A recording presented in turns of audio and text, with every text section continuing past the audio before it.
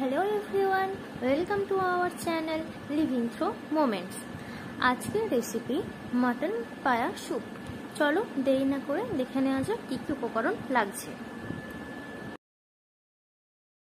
বড় করে আলু কেটে রেখেছি ভেজে, পেঁপে, গাজর তেলে ভেজে রাখা, পেঁয়াজ কুচি 3টে, আচ্ছা এখানে আছে তোমার টমেটো আর কাঁচা লঙ্কা। আর মশলা হচ্ছে এখানে লঙ্কা গুঁড়ো, হলুদ গুঁড়ো, ধনে জিরে গুঁড়ো, গোলমরিচের গুঁড়ো, আদা রসুনের পেস্ট, তেজপাতা, পাঁচফোড়ন।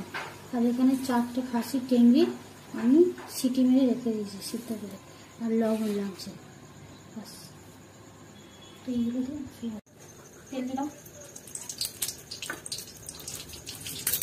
তারপর তেজপাতা দিলাম, পাঁচফোড়ন দিলাম,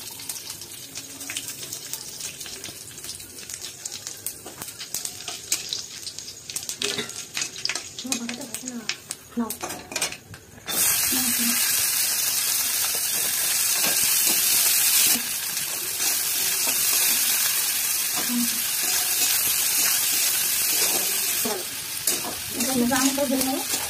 নিয়ে এর উপরে ভাজা হয়ে গেলে আমি দেবো আদা রসুনের পেস্ট। পেঁয়াজ আমার ভাজা হয়ে গেছে ব্রাউন করে, এরপর আমি দিচ্ছি আদা রসুনের পেস্ট দিয়ে একটু করে আদা করে নেবো, একটু ভাজা করে নিই। আদা রসুন ভাজা হয়ে গেছে, এবার এর মধ্যে দেবো আমি হলুদ গুঁড়ো, লঙ্কা গুঁড়ো আর জিরে ধনে গুঁড়ো, একটু মরিচ গুঁড়ো দেবো, দিয়ে এটা ভালো করে নেড়ে নেবো। একটু ভালো করে নেবো, যদি ভেজে না যায় তার জন্য একটু জল দেবো। আমাকে একটু নিয়ে দিলাম, দিয়ে ভালো করে মশলাটাকে কষে নিতে হবে। মশলা থেকে গা দিয়ে তেল করে উঠলে এবার মশলা থেকে তেল ছেড়ে গেছে, এরপর মশলা দেবো আলু ভেজে রাখা, আলুটা দেবো, তারপর দেবো পেঁপেটা আর গাজরটাকে একসঙ্গে দিয়ে দিয়ে একটু ভালো করে নেড়ে চেড়ে নিতে হবে।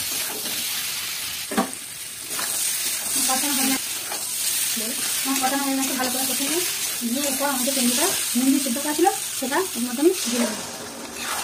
ঢেলে নাড়াচাড়া করে আর একটু সামান্য জল দেবো,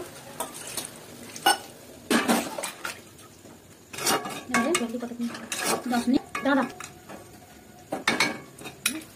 পরিমাণ মতো জল দিয়ে এবার এটা আমি 10 মিনিটের জন্য ঢাকা দিয়ে রাখবো। 10 মিনিট হয়ে গেল, ফুটে গেলে তখন হয়ে গেছে 10 মিনিট পর আমি ফিরে এলাম, তরকারি প্রায় হয়ে গেছে।